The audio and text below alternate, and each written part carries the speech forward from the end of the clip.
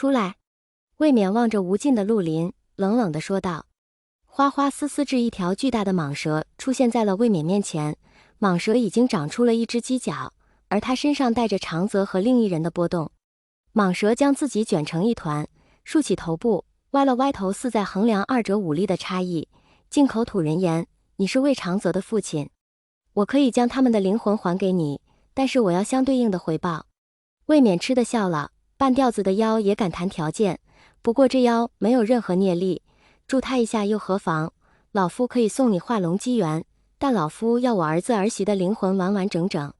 那蟒蛇听闻化龙，尾巴下意识地甩了甩，可一听完整，尾巴一时没控制抽倒了旁边的树木，还是如实说了，完整是不可能的，他二人被挫骨扬灰，灵魂都不同程度地受到了损伤，我护着他们不过是看中了他们的功德能。未免被挫骨扬灰这一词惊得身子一晃，脑子嗡嗡的，那蛇说什么都有点听不进去，咬牙切齿地说道：“我要你的记忆，机缘照给。”接下来的2天，未免看着自己的儿子儿媳围攻大蟒后遭遇了僵尸的埋伏致死，而江丰眠或念了点旧情，派人找了地方将二人埋葬。可自江丰眠走后，又来了另一波人江家人，为首的是一女子，面容精致却带了几分狠戾。那江家女命人把二人的尸体挖了出来，言语恶毒，未免眼睁睁地看着紫色的鞭子鞭打在已经冰冷的尸体上，心在不断的滴血。那是他从小抱到大的孩子，从来舍不得打骂的孩子，就这样被人欺辱。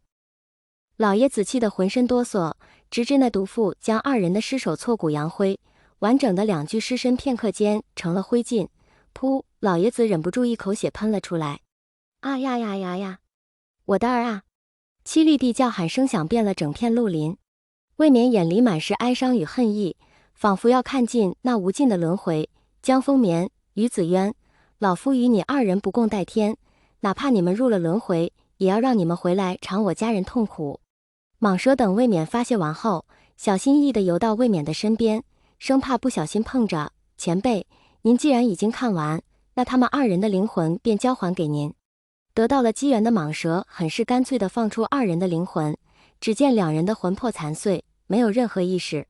未免强忍悲伤，用秘术唤醒了二人。最先恢复过来的是魏长泽，无神的眼睛一点点恢复神采，看见来人做了一个扶眼的动作，但是灵魂又哪能流泪呢？阿爹，阿英，阿爹救救阿英，阿英！藏色逐渐恢复了神智，嘴里也不停地唤着魏英的名字。阿英！未免看着这二人，听着他们的话，眼泪再也止不住了。阿泽、小月，你们放心，阿英是你们的命，也是我老头子的命。我老头子在一天，谁也不能动阿英。二人在未免的保证下，终于冷静了下来。魏长泽看着眼前的泪眼朦胧的老人家，也不顾灵魂是否能碰着地，跪在地上连磕了3个头。藏色也跟着跪在地上。阿爹，长泽不孝，不能侍奉您老人家了。这是您的儿媳杜小月。父亲，你们都给我起来！魏长泽忽然意识到什么，不顾残碎的魂魄，硬生生地抽出死前的记忆。阿爹，阿英为人单纯，我害怕阿英受奸人蛊惑，这段记忆给阿英看，不能让她一直被人骗着。未免颤悠悠接过魏长泽递过来的记忆之火，知子莫若父啊！长泽有多担心那孩子，未免就有多心疼长泽，都是命啊！父亲，我没有什么可以给您的，只希望您能好好照顾阿英。藏色说着说着便又跪下了。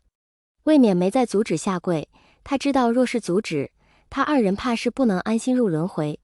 时间过得很快，未免同他二人话了家常，修复好他们身上的残碎，偷偷下了姻缘结，以保证二人下世仍为夫妻。之后便将他们送入了轮回。混账！混账！魏贤听完魏冕的话，满眼通红，恨不得杀对方10几20遍。魏冕大口喘气，平复了想要杀人的心情，重重呼了口气，说道：“阿贤，你莫要和阿英说，阿英这孩子已经吃了很多苦了。他羞鬼道，情绪波动太大对身体不好。既然有我们这些长辈站在这，阿英就没必要承受那么多。”魏贤想到魏英那满是伤的身子，硬是从牙齿缝了挤出了一句话：“阿英的金丹也是被江家剖去的。”魏冕摇了摇头，缓缓说道：“谁剖的我不知道，但阿英的金丹确实在那江家宗主的肚子里。我去拿回来。魏贤一听便打算去取金丹，直接走出房门。